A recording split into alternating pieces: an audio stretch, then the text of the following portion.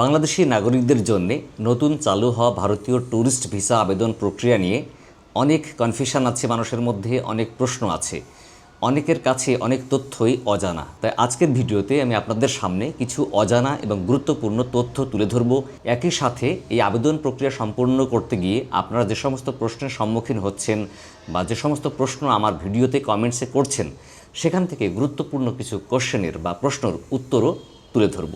আশা করি এই ভিডিওটা দেখার পরে আপনাদের আবেদন প্রক্রিয়াটা আরও সহজ হবে এবং আপনারা খুব গুরুত্বপূর্ণ অনেক অজানা তথ্যও জানতে পারবেন। তাই আশা করি ভিডিওর শেষ পর্যন্ত আপনারা আমাদের সাথে থাকবেন। প্রথমে জানবো এবারের ট্যুরিস্ট ভিসার আবেদন প্রক্রিয়াটা কি। এক কথায় বলতে গেলে প্রথমে আপনাকে অনলাইনে যথারীতি পূর্বের ন্যায় আবেদন করতে হবে। আবেদন করার পরে 2 পেজের একটি ওয়েব ফাইল পাবেন। এই ফাইলটা আপনারা প্রিন্ট দিবেন না, এডিট করবেন না, ঘষা মাজা করবেন না, রেখে দিবেন যথারীতি পিডিএফ ফর্ম হিসাবে। তারপর দ্বিতীয় ধাপে আপনাদেরকে স্লট বা অ্যাপয়েন্টমেন্ট ডেট পাবার জন্য আবেদন করতে হবে শুধু এই ওয়েব ফাইল নাম্বারটা নিয়ে। এই অ্যাপয়েন্টমেন্ট ডেট পাবার জন্য আপনি আবেদন করতে পারবেন প্রতিদিন দুপুর 2টা থেকে বিকাল 4টা 30 মিনিট পর্যন্ত, এই সময়ের মধ্যে। এই কাজ করতে গিয়ে অনেকের মধ্যে নানাবিধ প্রশ্ন তৈরি হচ্ছে। সেই প্রশ্নগুলোর মধ্যে অন্যতম হচ্ছে যে অ্যাপয়েন্টমেন্ট ডেট বা স্লট কি। আপনি তো অনলাইনে আবেদন করলেন, আগে যেমন আবেদন করার পরে প্রয়োজনীয় কাগজপত্র নিয়ে যে কোনো দিন আবেদনপত্র জমা দিতে ভারতীয় ভিসা আবেদন কেন্দ্রে যাওয়া যেত, এখন যাচ্ছে না। পরবর্তীতে একসময় শুরু হয়েছিল যে অ্যাপয়েন্টমেন্ট ডেট এবং স্লট প্রথমে যখন অনলাইনে আবেদন করা হতো তখনই অটোমেটিক এটা পাওয়া যেত, কিংবা চয়েস করে নেওয়া যেত যে কোন তারিখের কোন সময় আপনি আবেদনপত্র জমা দিবেন। এখন নতুন নিয়মে হয়েছে যে আপনি যেদিন আবেদনপত্র জমা দিবেন তার আগের দিন 2টা থেকে 4:30টার মধ্যে স্লট পাবার জন্য আবেদন করতে হবে। এখন সীমিত পরিসরে অল্প পরিমাণে এই স্লট দেওয়া হচ্ছে, ফলে চাপ বেশি থাকছে, সবাই পাচ্ছেও না।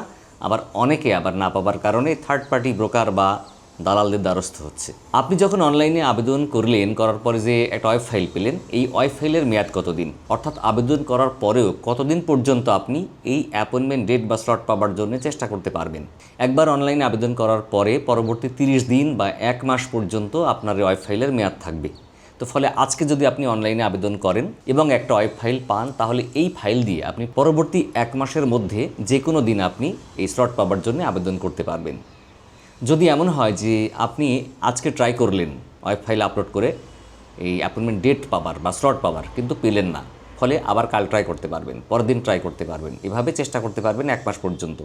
এর মধ্যে একবার যদি আপনার এই ওয়েব ফাইলটা আপলোড হয়ে যায় এবং আপনি আবেদন কমপ্লিট করতে পারেন, অর্থাৎ ওয়েব ফাইল আপলোড করে আবেদন করেছেন স্লট পাবার জন্যে, এটা কমপ্লিট হয়ে গেছে আবেদন প্রক্রিয়াটা, কিন্তু তারা আপনাকে অ্যাপয়েন্টমেন্ট ডেট বা স্লট দিল না, মানে আপনার আবেদনটা গ্রহণ হলো না, তাহলে কিন্তু এই ওয়েব ফাইলটা বাতিল। এইটা দিয়ে আর চেষ্টা করা যাবে না। কিন্তু একবার ট্রাই করে না পারলে আপনি বারবার চেষ্টা করতে পারবেন।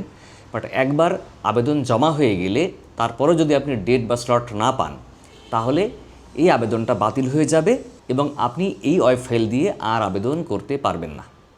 তাহলে কি করতে হবে? আপনাকে পুনরায় আবার ভারতীয় ভিসা আবেদন কেন্দ্রে অনলাইনে আবেদন করতে হবে এবং আবার চেষ্টা করতে হবে ওয়েব ফাইল পাবার জন্যে। কিন্তু এখানে রয়েছে একটা বড় সমস্যা, সেটা হলো যে ভারতীয় ভিসা আবেদন কেন্দ্রের যে ওয়েবসাইট আছে সেখানে কিন্তু এই কীভাবে অ্যাপয়েন্টমেন্ট ডেট বা স্লট নেবেন এই বিষয়ে একটা ভিডিও তারা ছেড়েছে বা গাইডলাইন আকারে। সেখানে বলা হচ্ছে যে Remember, you can only edit information once every 6 months. একবার যদি আপনি এই তথ্য আপলোড করেন এই অ্যাপয়েন্টমেন্ট ডেট পাবার জন্যে এবং সেটা কমপ্লিট হয়ে যায়, পরবর্তী 6 মাসের মধ্যে দ্বিতীয়বার আর তথ্য আপলোড করতে পারবেন না। অর্থাৎ একজন ব্যক্তি 6 মাসের মধ্যে মাত্র একবার অ্যাপয়েন্টমেন্ট ডেট বা স্লট পাবার জন্য আবেদন করতে পারবেন, এক আইডি পাসওয়ার্ড দিয়ে বা এক পাসপোর্টের এগেনস্টে। তো ফলে খুব সতর্কতার সাথে কেয়ারফুলি করতে হবে যেন ভুল না হয়, কারণ একবার ভুল হয়ে গেলে 6 মাসের মধ্যে আর আবেদন করতে পারবেন না। এরপরের প্রশ্ন হলো যে আমি যখন অনলাইনে এই স্লট পাবার জন্য আবেদন করব বা অ্যাপয়েন্টমেন্ট ডেট পাবার জন্য আবেদন করব, তখন একসাথে কতজনের জন্য আবেদন করা যাবে বা কয়টা ওয়েব ফাইল অ্যাড করা যাবে। এক্ষেত্রে নিয়ম হচ্ছে যে আমি যখন সাইন আপ করব, আমার যে ফোন নাম্বার ইমেল আইডি দিয়ে সাইন আপ করতে হবে, তারপরে যখন আমি ওয়েব ফাইল আপলোড করব তখন আমারটা আপলোড করতে পারবো, আর এর সাথে আরও অতিরিক্ত 3টা আপলোড করা যাবে এবং এই 4টা ফাইলের পেমেন্ট বা টাকাও কিন্তু তখন একসাথে পরিশোধ করতে হবে। প্রতিজনের জন্য ভিসা ফি হচ্ছে 1500 টাকা, ফলে 4 জনের ভিসা ফি একই সাথে পরিশোধ করতে হবে এবং আবেদনপত্র জমা দেবার যে সময় তারিখ হবে একই। অনেকে প্রশ্ন করেছেন যে এই স্লট নিতে কোনো টাকা লাগবে কিনা। প্রথমত ভারতীয় ভিসা আবেদন কেন্দ্র বা অ্যাম্বাসির পক্ষ থেকে কোনো টাকা পয়সা লাগবে না, এটা সম্পূর্ণরূপেই ফ্রি। শুধুমাত্র এই আবেদন প্রক্রিয়া সম্পূর্ণ করতে জনপ্রতি 1500 টাকা ভিসা ফি পরিশোধ করতে হবে। এটাকে তারা ভিসা ফি বলছে না, এটাকে তারা বলছে ভিসা প্রসেসিং ফি। ফলে জনপ্রতি 1500 টাকা ভিসা প্রক্রিয়াকরণ ফি জমা দিতে হবে। এই টাকা আপনি যখন আবেদন করবেন স্লট পাওয়ার জন্য তখনই পরিশোধ করতে হবে। পরিশোধ করতে পারবেন বাংলাদেশের যে কোনো mobile banking, online banking, Nexus pay, visa card, master card, এরকম বিভিন্ন অপশান আছে, এগুলো দিয়ে পরিশোধ করতে পারবেন।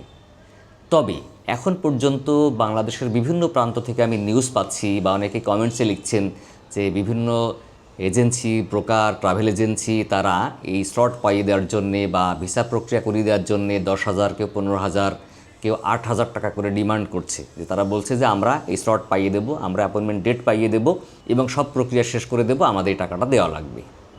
রাজশাহীর অনেকেই কমেন্টসে লিখেছেন যে রাজশাহীতে ইতিমধ্যে 8,000 টাকা করে নেওয়া হচ্ছে, অন্যান্য জায়গায়ও অনেকেই তাদের কাছে টাকা ডিমান্ড করা হচ্ছে।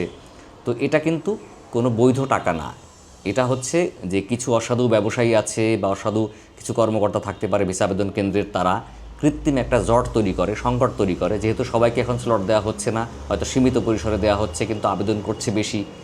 এর ফলে কি হচ্ছে, চাপ পড়ে যাচ্ছে, অনেকেই স্লট পাওয়ার জন্য বাণিজ্য করছে। আরেকটি গুরুত্বপূর্ণ প্রশ্ন হচ্ছে যে আপনি যদি স্লট বা অ্যাপয়েন্টমেন্ট ডেট না পান তাহলে ভিসা ফি যে পরিশোধ করেছি বা করতে হবে কিনা, বা যেটা করা হয়ে গেলে সেটা কি হবে, সেটা ফেরত পাবো কিনা। এখানে একটা খুব ভালো কাজ করেছে ভারতীয় ভিসা আবেদন কেন্দ্র। সেটা হচ্ছে যে আপনি প্রথমে অনলাইন আবেদন করবেন, তখন টাকা লাগছে না। তারপর যখন আপনি স্লটের জন্য আবেদন করবেন, আপনি যদি অ্যাপয়েন্টমেন্ট ডেট এবং সময় পান বা স্লট পান, কমপ্লিট হয়, আপনার আবেদন গ্রহণ হয়, তারপরে কিন্তু ভিসা ফি দেওয়া লাগবে। তো ফলে এই ভিসা ফি প্রদানটা হচ্ছে শেষ ধাপ, লাস্ট স্টেজ। আপনি স্লট পেলেই ভিসা ফি পরিশোধ করতে হবে, আদারওয়াইজ ভিসা ফি পরিশোধ করা লাগবে না। তো ফলে স্লট না পেলে আপনার ভিসা ফি দেওয়া লাগছে না, এই জন্য এই ভিসা ফি নিয়ে কোনো টেনশন নেই। আরেকটি প্রশ্ন ছিল যে স্লট বা অ্যাপয়েন্টমেন্ট ডেট পাওয়ার জন্যে কী আপলোড করা লাগছে।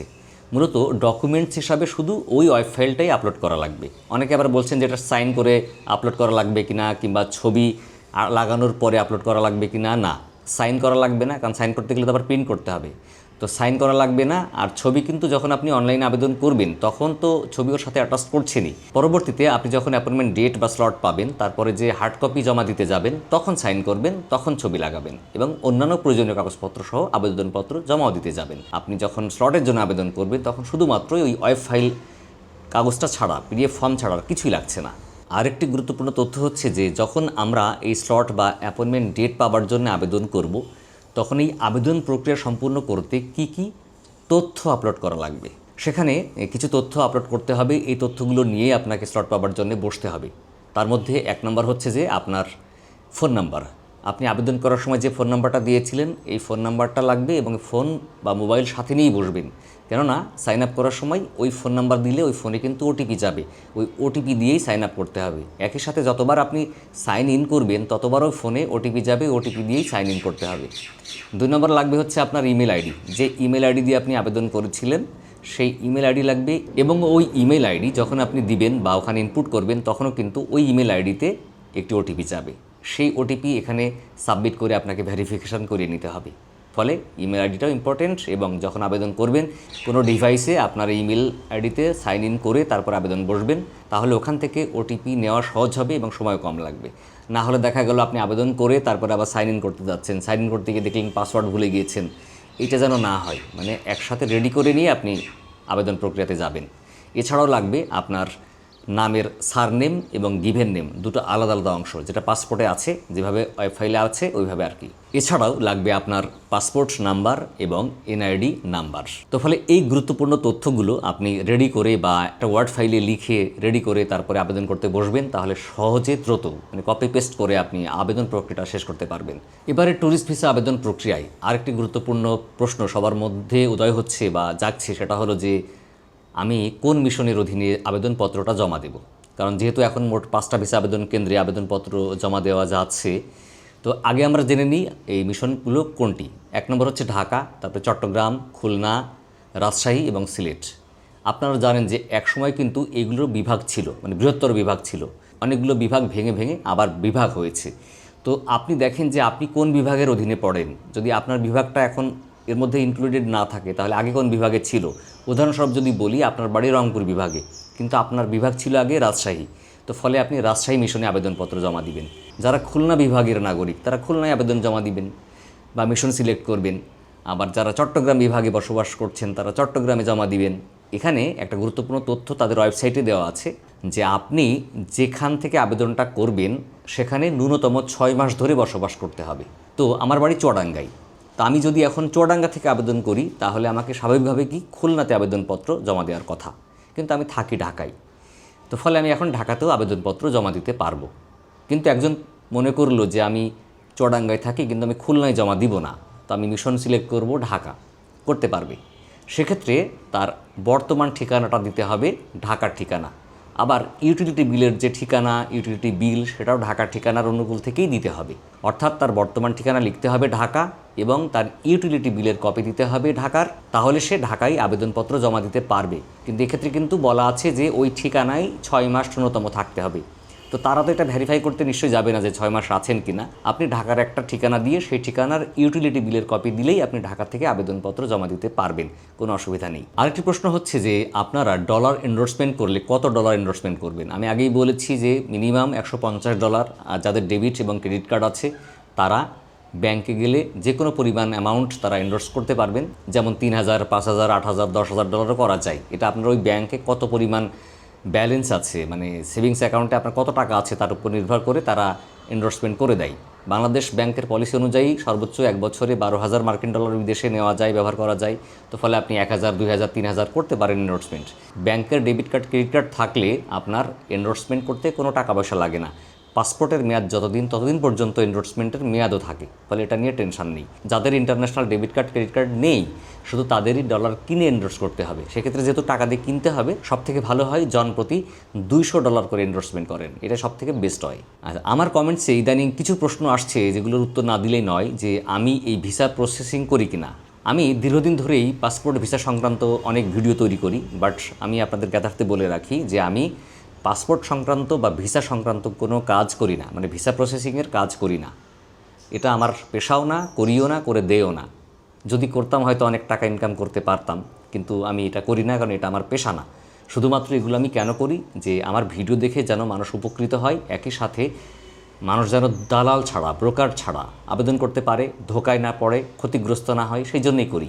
অনেকে মনে করতে পারেন আপনি হয়তো ভিউ বিজনেস করেন, মানে ভিউ কামায়ে ডলার কামাই। এটাও ভুল কথা, কেননা আমার যে এখন চ্যানেল ভিডিও দেখছেন আপনারা, আলিমুর রেজা, এই চ্যানেল থেকে আজও পর্যন্ত আমি কোনো একটা টাকাও পাইনি, মানে এত ইনকাম হয়নি আমার যে এখনও পর্যন্ত $1 পাইনি, সত্যি কথা। তো ফলে এখান থেকে আমি কামাই, সেটাও ভুল কথা। আর আমার এই আলিমুর রেজা নামে একটা ফেসবুক পেজ আছে, যেটাও মনিটাইজেশন হয়নি এখনও। তো ফলে এই ভিউ বাণিজ্য থেকেও এখনও পর্যন্ত আমার কোনো ইনকাম হয় না। তবে যারা আমার পুরাতন ভিডিওয়ার, যারা আমার দর্শক পুরাতন আছেন, তারা জানেন যে আমার ফ্লাইং বার্ড নামে আর একটা চ্যানেল আছে। আগেই আমি সব পাসপোর্ট ভিসা সংক্রান্ত ভিডিও ওই ফ্লাইং বার্ড চ্যানেলে দিতাম। এখন আমি এই চ্যানেলটাকে ডিভাইড করে ফেলেছি। তো আমি শুধুমাত্র ট্রাভেল ব্লগ করি, যেহেতু আমি ঘুরে বেড়াই, এটা আমার মানে ভালো লাগা আর কি, নেশা বলতে পারেন, এটা পেশা না, নেশা। তো এই নেশার কারণে আমি ঘুরে বেড়াই। তো ওই ঘোরার যে ভিডিওগুলো, ট্রাভেল ব্লগগুলো আমি ফ্লাইং বার্ড চ্যানেলে দেই। আর পাসপোর্ট ভিসা বা অন্যান্য যে সমস্ত ইনফরমেটিভ ভিডিও আমি এই আলিমুর রেজা চ্যানেলে দেই। তো ফলে যারা আমার নিয়মিত দর্শক আছেন তারা জানেন, বা যারা জানেন না, এখন থেকে আপনারা আলিমুর রেজা চ্যানেলে পাসপোর্ট ভিসা বা অন্যান্য গুরুত্বপূর্ণ তথ্য সমৃদ্ধ ভিডিও এই চ্যানেলে পেতে পারবেন। ফলে আমাদের চ্যানেলকে সাবস্ক্রাইব করে পাশে থাকতে পারেন। আর যারা ট্রাভেল ব্লগ দেখতে চান বিভিন্ন ঘোরাঘুরি, তারা ফ্লাইং বার্ড চ্যানেলে থাকতে পারেন। আর একটা বিষয় বলি, যে অনেকেই আমার কমেন্টসে লিখছেন যে আমি ভারতের দালাল বা ভারতের দালালি করি বা দালালি করছি, দালালি শুরু করে ফেলেছি। আসলে এই দালালি কিন্তু আমার রক্তে নেই, আমার পেশাতে নেই। যদি দালালি করতাম, বিশেষ করে ভারতের দালালি করতাম, তাহলে তো এখন আমার ভারতে পালিয়ে থাকার কথা, তাই না? আমি তো পালিয়ে ভারতে চলে যেতাম, কিন্তু আমি পালিয়ে যাইনি, এখনও দেশেই আছি। ফলে ভারতের দালালি আমি করি না। একই সাথে আবার এও বলি যে বর্তমানে যারা সরকার আছেন তারাও যদি পালিয়ে যায়, তাও এই আলিমুর রেজা বা আমি পালাবো না, দেশেই থাকবো ইনশাল্লাহ। মানে সরকার পরিবর্তন হোক, সরকার পালাক, আলিমুর রেজা দেশেই থাকবে। কারণ আমি কারোরই দালালি করি না, আমি শুধু তথ্য দিয়ে মানুষকে উপকৃত করার চেষ্টা করি। ফলে এই ধরনের যারা মন্তব্য করেন, আশা করি একটু চিন্তাভাবনা করে মন্তব্য করবেন, কারণ এতে খারাপ লাগে। আর যদি দালালি করতাম, এতদিন হয়তো আমার গাড়ি বাড়ি থাকতো, কোটি টাকার মালিক হয়ে যেতাম। আপনারা জানেন যে আমি ট্রাভেল ব্লগ করি, কিন্তু আজও পর্যন্ত কেউ বলতে পারবেন না যে আমি কারো কাছ থেকে স্পন্সরশিপ নিয়েছি। টাকা নেই না, স্পন্সরশিপ নেই না, কোনো প্রোডাক্টের বিজ্ঞাপনও নেই না আমি। ব্যক্তিগত টাকায়, পকেটের টাকায় আমি ঘুরে বেড়াই, সেটা ভিডিও করি। তো আশা করি আপনারা যথারীতি যারা আমাদের সাথে ছিলেন, পাশে ছিলেন, এখনও আছেন, ভবিষ্যতেও থাকবেন। ইউটিউবার ছাড়া যে পেশাতে আছি, আলহামদুলিল্লাহ আল্লাহ আমাকে ভালো রেখেছেন। সেই পেশা থেকে আমি যা ইনকাম করি, উপার্জন করি, আমি আমার সংসার ভালোভাবে চলতে পারি, কোনো অসুবিধা নেই। ফলে আলহামদুলিল্লাহ ভালো আছি, তাই আমাদের প্রকারীয় করা লাগে না, এবং এই যে ভিসা প্রসেসিং কাজকামও করে গালি খাওয়াও লাগে না, বা করিও না, করতেও চাই না, কখনোই করবও না ইনশাল্লাহ। তো এই ছিল আজকের কিছু গুরুত্বপূর্ণ তথ্য। এছাড়াও যদি আপনাদের মনে আর কোনো প্রশ্ন উদয় হয়, আপনারা আমাদের কমেন্টসে লিখতে পারেন। আমরা চেষ্টা করব তার মধ্য থেকে গুরুত্বপূর্ণ মন্তব্য নিয়ে আমরা ভিডিও করতে। এছাড়াও আমি চেষ্টা করি যে সবার মন্তব্যের উত্তর দিতে, যদিও সময়ের কারণে পারি না। তো বন্ধুরা, আজকে পর্যন্তই। আল্লাহ হাফেজ, আসসালামু আলাইকুম।